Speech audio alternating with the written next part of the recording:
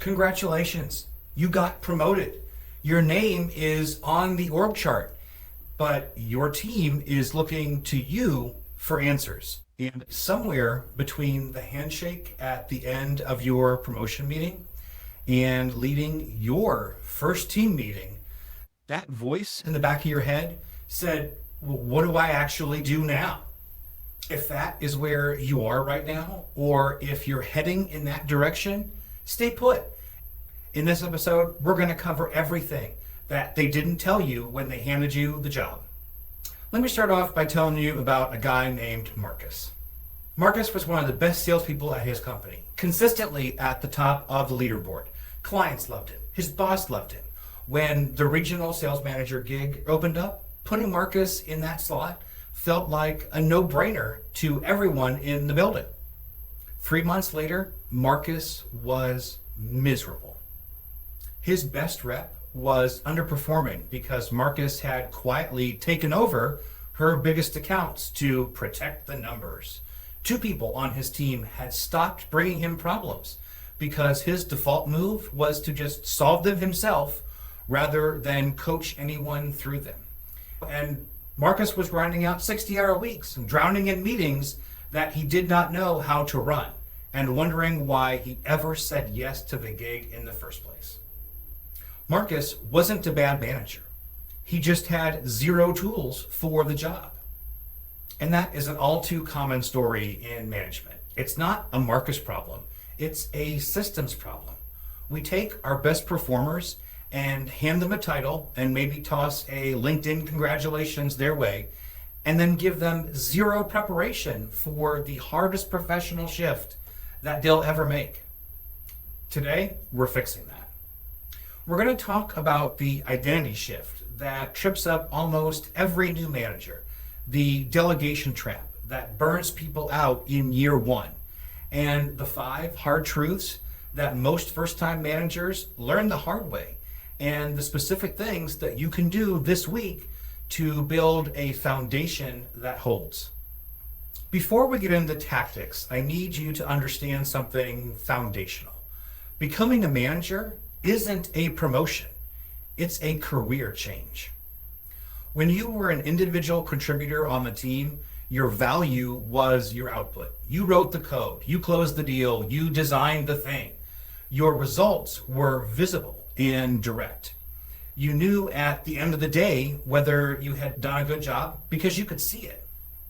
Management doesn't work like that. As a manager, your results are delayed and indirect and filtered through other people. You might do everything right on a Monday and not see the payoff until 6 weeks from now. You might have a conversation today that shapes how somebody thinks about their career for the next 2 years.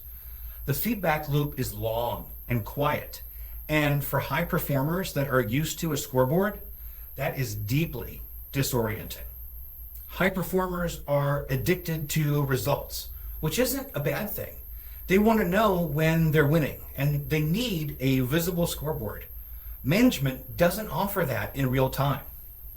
Your win as a manager is when your team solves a problem without needing you. Your win is when someone you developed gets promoted.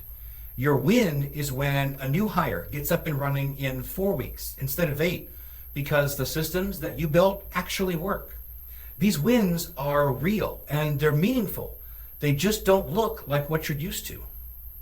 If you cannot make that shift, if you cannot let go of being the star performer, management will break you. Not because you're not talented, but because you're still playing the wrong game. Let's talk about the thing that burns out new managers more than anything else. It's not conflict, it's not difficult personalities, it's delegation, specifically the failure to do it. When I ask new managers why they hold on to so much work themselves, I get variations on the same 3 answers every single time. It's faster if I do it myself. I know how to do it right, or I don't want to overwhelm my team. All 3 of these feel reasonable. None of them are true in the way that the manager thinks. It's faster if I do it myself is only true in the short run. In the long run, all you've done is build a team that cannot function without you. And that is now your permanent problem. The "I know how to do it right" may well be true, but your job isn't to produce the right output. Your job is to build the people who produce the right output. And the "I don't want to overwhelm my team" is actually about your own discomfort with the conversation necessary to hand something off. And that's worth sitting with. Here's what actually happens every time that you refuse to delegate. Number one is you're signaling to your team that you do not trust them. Number two, you're robbing them of the chance to grow. Number three, you're creating a bottleneck with your name on it. And number four, you're building an operation that falls apart every time you take a vacation. Good delegation is not just pointing at something and walking away. It's a conversation.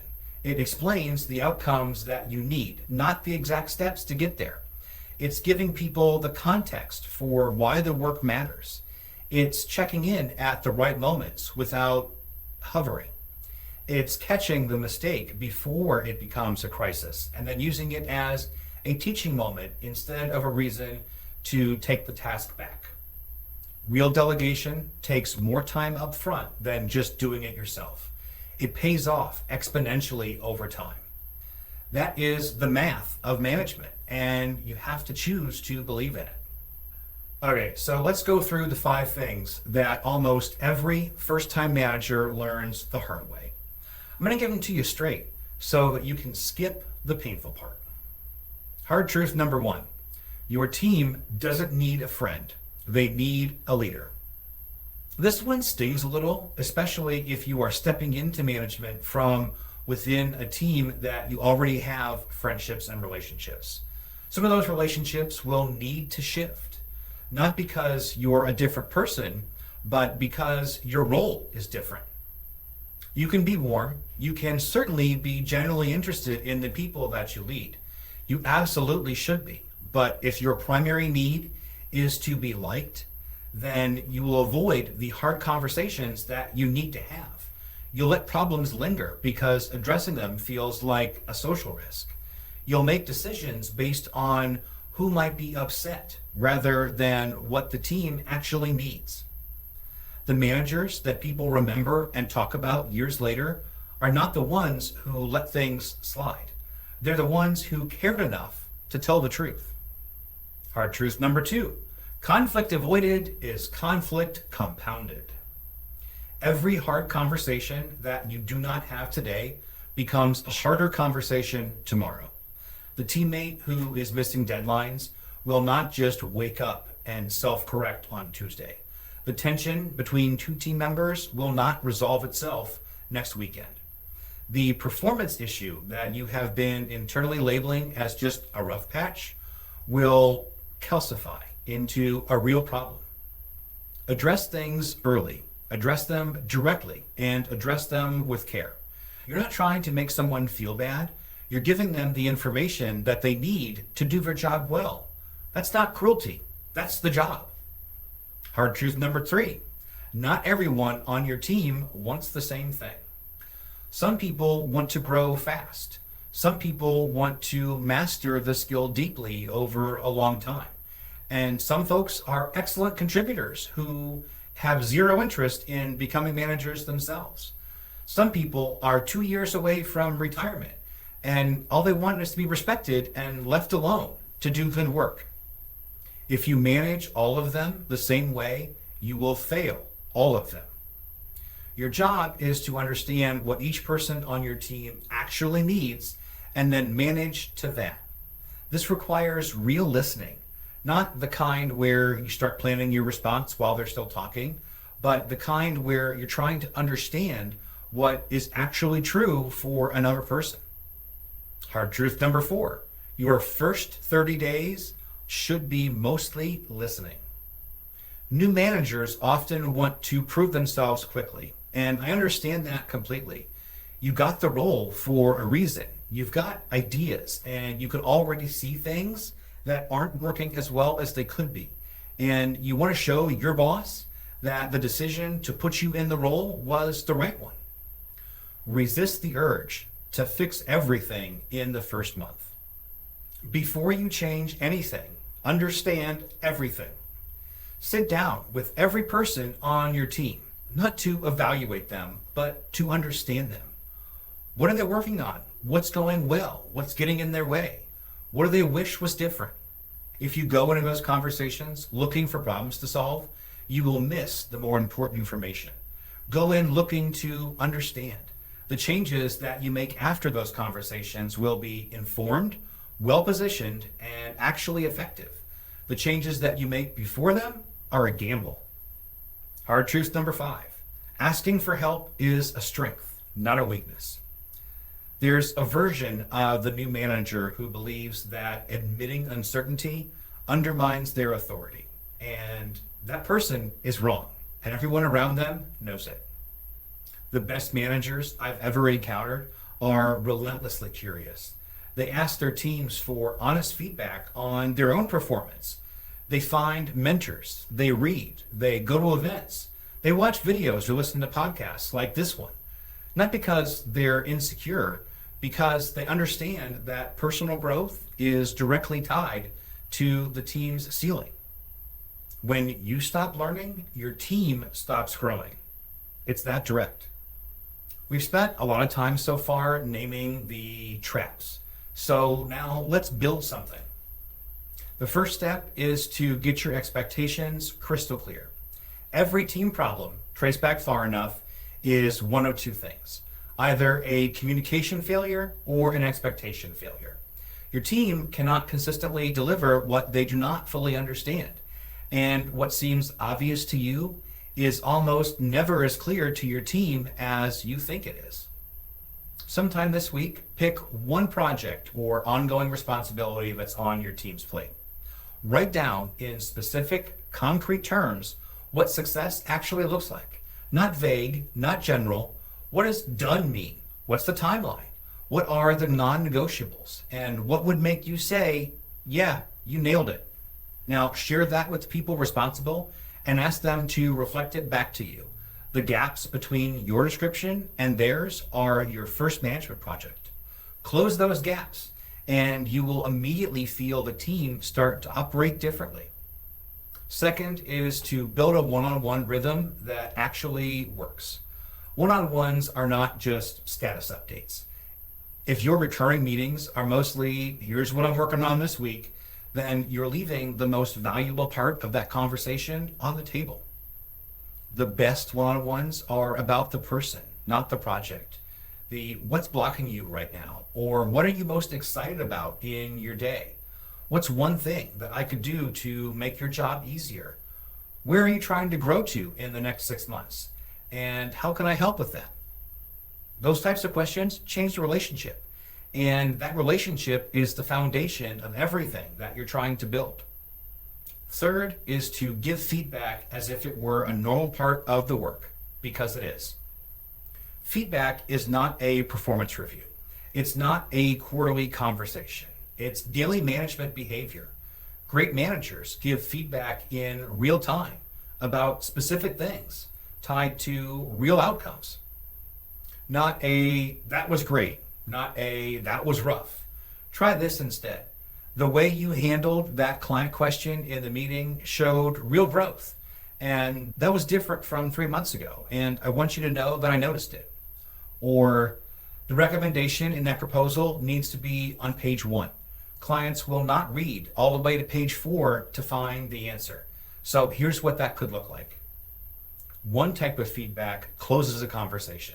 The other type opens one and grows someone and builds trust simultaneously. Fourth is to make decisions and own them. Teams do not thrive under indecisive leadership. Your team doesn't need you to be right every single time. They need you to be clear, consistent, and willing to call it. When a decision needs to be made, make it. Explain your thinking transparently and tell your team what you're doing and why. And if and when you get it wrong, say so directly and immediately and without drama. Course correct and move on. The fastest way to build trust is to own a mistake cleanly. The fastest way to destroy trust is to pretend that you were never wrong or to let somebody else take the fall. Fifth is to create a feedback loop that runs in both directions. Ask your team how you're doing as their manager. I know it's uncomfortable, but do it anyway. Ask them what is working and what they wish that you did differently. And ask if there are things that are getting in their way that you just haven't noticed yet. This kind of honest, upward feedback is the fastest way to find your own blind spots. Every manager has them. The ones who acknowledge that fact are the ones who actually get better over time. Here's the thing about management. Nobody does it perfectly in year one. The managers who become exceptional are not the ones who had it figured out from the start. They're the ones who kept showing up, kept having the hard conversations, kept developing their people, and kept asking what they could do better. Management is a practice, not a destination that you reach and then park at. You're going to make wrong calls. You're going to have hard conversations that do not go perfectly. You're going to disappoint someone, miss something, and wish you had handled a situation differently. That's not failure. That's the job. What separates great managers from forgettable ones is not the absence of mistakes. It's what they do after. They reflect, they adjust, and they come back and address it. They treat every challenge as information, not defeat. If you're heading into your first management role, here's my challenge to you. Pick one thing from today, just one thing. Have the conversation that you've been avoiding. Clarify the expectation that is fuzzy right now. Run your next one-on-one about the person and not the status update. Leadership compounds. The small, consistent moves that you make today are how you build something worth leading. If this episode was useful to you, please share it with somebody who's stepping into their first management or leadership role. That's exactly who it's for. And for more on management, leadership, and building teams that actually perform, head on over to toby-talks.com. As always, I'm Toby Hoy, and thanks for spending some of your time with me, and we'll see you in the next one.